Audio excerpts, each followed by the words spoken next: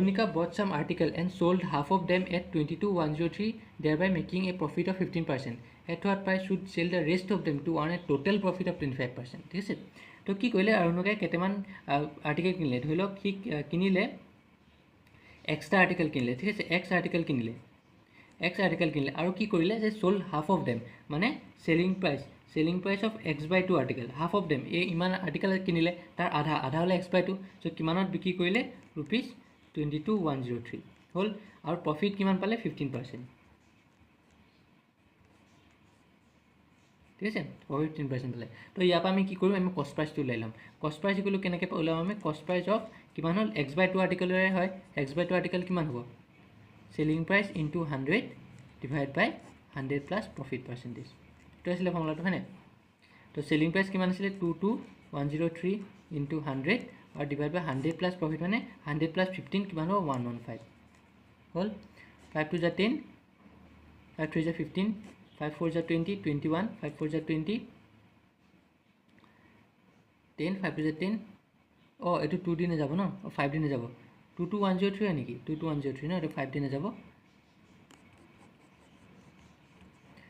কলে কি দিছো 22,103 into 100 divided by 115 hall 5 to the 10 5 to the 15 hall 5 20 times হল ঠিক আছে সেটো হল 22,103 যদি মই 23 দি ডিভাইড কৰো কিমান পাম 22,103 মই 23 দি ডিভাইড কৰিলো কিমান পালো 9 যদি কৰো মই 9 3 27 7 2 কেৰি 9 22 4 7 no 11 বা 7 কলে 7 8 9 10 11 4 14 হল 140 যদি মই কৰো আৰু কিমান পাম 5 to the 10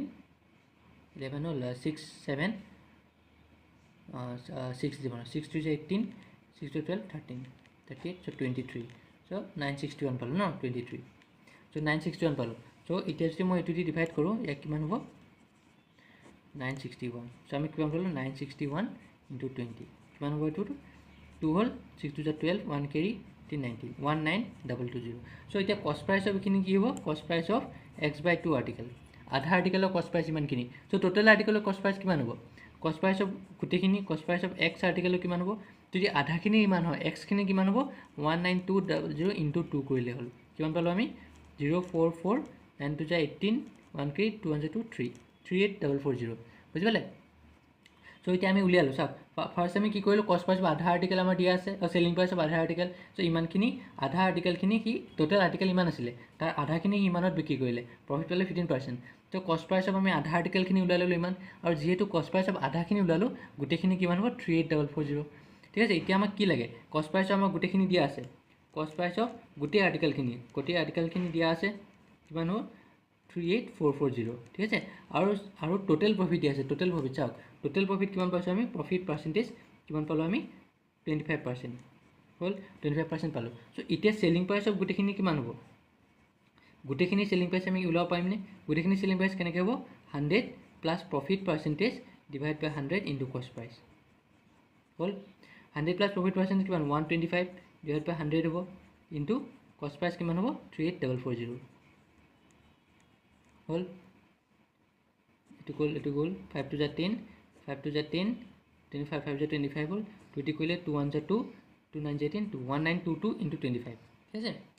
1922 into 25 যদি মই কৰো 1922 into 25 কিমান পালো 5 to the 10 5 to 10 11 5 to 45 46 4k 5 9 610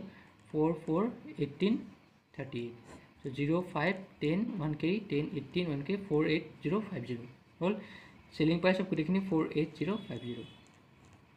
আমাক উলিয়াব কি লাগে আমাক যে কি আধা আৰ্টিকেল খিনি ইমান দামত হি বিক্ৰী কৰিছিল বাকিটো আধা আৰ্টিকেল বাচি থাকিলে সো হেখিনি হি কিমান সেলিং প্ৰাইসত বিক্ৰী কৰিলে হেতু লাগে আমাক চাওক প্ৰথম আধা আৰ্টিকেল খিনি যদি হি ইমান দামত বিক্ৰী কৰিছে আৰু গুটেখিনি আৰ্টিকেল যদি হি ইমান দামত বিক্ৰী কৰিছে ৰিমেইনিং আধা খিনি কিমান হ'ব ইয়াৰ পৰা মাইনাস কৰি দিলে হ'ল বুজিবলে কথাটো ধৰি লওক আপোনাৰ 100 টা আছিল প্ৰথম 50 টা আৰ্টিকেল হি ইমান দামত বিক্ৰী কৰিলে ঠিক আছে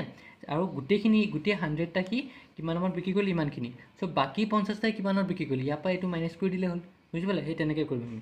selling price of x/2 remaining x/2 article ঠিক আছে ৰিমেইনিং বাকি ৰিমেইনিং কিমানখিনি আছিল যোনখিনি ৰিমেইনিং আছিলে, কাৰণ প্ৰথমখিনি সি ইমানত বিক্ৰী কৰিলে আৰু গোটেইখিনি ইমানত বিক্ৰী কৰিলে, বাকীটো মাজৰ ৰিমেইনিংখিনি আছে। চ' মাজৰ ৰিমেইনিংখিনি কিমানত বিক্ৰী কৰিব সি, এই ইয়াৰ পৰা টোটেলটোৰ পৰা আমি এইটো মাইনাছ কৰি দিলোঁ 22103 কিমান পালোঁ, 10 পৰা 3 গ'লে 7 হ'ল, 4 হ'ল, তাৰপিছত আপোনাৰ 10 পৰা 1 গ'লে 9, 7 পৰা 2 গ'লে 5, 4 পৰা 2 গ'লে 25947 চ' এনচাৰটো কি হ'ব 25947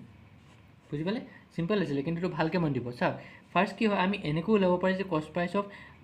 চেলিং প্ৰাইচ অফ আধা আৰ্টিকেল ইমান দিয়া আছিলে, চ' চেলিং প্ৰাইচ অফ গোটেইখিনি কিমান হ'ব 2 ইনটু কৰি দিলোঁ। এইটো নহয়, কাৰণ চাওক আধা আৰ্টিকেল ইমান দামত বিক্ৰী কৰিছে, ঠিক আছে। এইটো নহয় যে নেক্সট আৰ্টিকেলখিনিও সি ইমান দামতে বিক্ৰী কৰিব, সি বেছিও দামত বিক্ৰী কৰিব পাৰে। প্ৰথম ধৰি লওক প্ৰথম 50টা আৰ্টিকেল সি প্ৰত্যেকটো আৰ্টিকেলত সি ধৰি লওক 1 টকাকৈ বিক্ৰী কৰিলে। চ' 50টা আৰ্টিকেলত কিমান বিক্ৰী কৰিলে 50টা। এইটো নহয় যে নেক্সট 50টা সি 1 টকাতে বিক্ৰী কৰিব, সি নেক্সট 50টা 2 টকাকৈ বিক্ৰী কৰিব পাৰে প্ৰত্যেকটোত। চ' তেতিয়া টোটেল কিমান হ'ব 100 টকা হ'লনে। চ' সেইটো বুজি পালে। সেইকাৰণে আমিতো ক'ব নোৱাৰোঁ যে চেলিং প্ৰাইচ অফ প্ৰথম আধাখিনি যদি ইমান হয় বাকীখিনিও সি ইমানেই হ'ব।